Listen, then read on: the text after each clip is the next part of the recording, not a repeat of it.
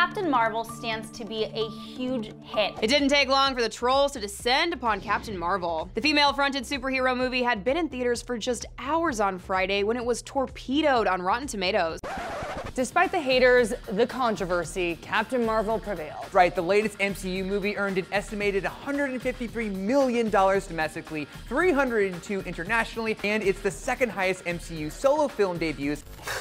Man, this is stupid. Following the established pattern of previous movies trolls don't like, Captain Marvel soared to a massive opening this week. Despite claims from trusted critics at 4chan for Life 69 and at Sucker for Tucker, who claimed this movie is the worst Marvel movie since the Green Lantern, even though it's not Marvel, but well, this superhero has boobs, so she's not even a hero because it needs to be a he. It's in the spelling, H-E-R-O. Man, I even found that joke funny, and I'm the one who wrote it. Anyway, as we noticed with the false outrage over Black Panther being offensive, we are reminded that the tiny pocket of YouTube and Twitter trolls who spammed the Rotten Tomato audience review section don't actually represent society. Hence why actual critics are celebrating the movie and people are turning up in droves to watch it, hence the numbers. And before we continue, let's keep in mind the same people who are outraged at this movie are the ones who claim to hate how everybody is so sensitive these days, while burning their Nikes, throwing their Keurigs, and spending hours, actual hours, tweeting out photos of empty theaters to try and prove some conspiracy that Marvel are actually falsifying the money they made from the opening weekend to silence trolls. My God.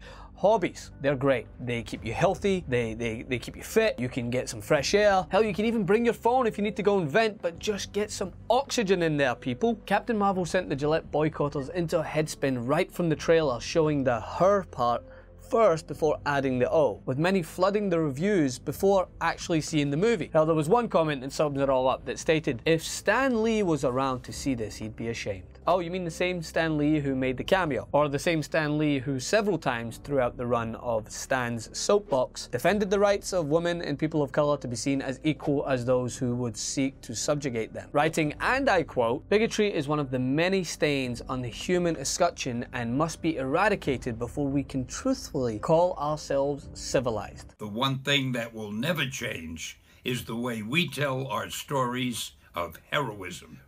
Those stories have room for everyone, regardless of their race, gender, religion, or color of their skin. The man detested bigotry and sought to promote inclusion, having heroes that looked like everyone in society. And that's what was so amazing about Black Panther, as I said in my video laughing at the pretend outrage over that movie. The heroes I grew up idolizing represented me and conveyed the message that my possibilities were boundless. I could see myself as those heroes, or as nearly anyone depicted in mass media, since the world was often conditioned to portray most positive images to look like me. But I realized this was not a privilege offered to everyone. And that's not to say there haven't been heroic black or brown or female figures represented on screen before this movie or Black Panther. There have been, but those figures have appeared far less frequently and almost always in smaller roles. Hence why this is the first solo female hero movie in Marvel's history. So that change should be celebrated. But at the end of the day, as I said, they represent such a mere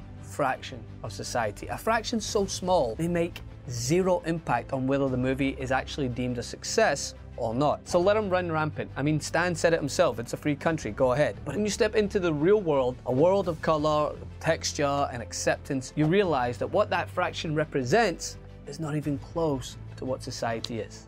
For more on this, we'd love to hear what you have to think on this. I'm sure you'll have many thoughts at Francis M. Maxwell on Instagram, also on Twitter, and you can become a member of TYT, tyt.com/join. Want to see more videos like this? Then subscribe to the TYT channel below, and don't forget to become a TYT member.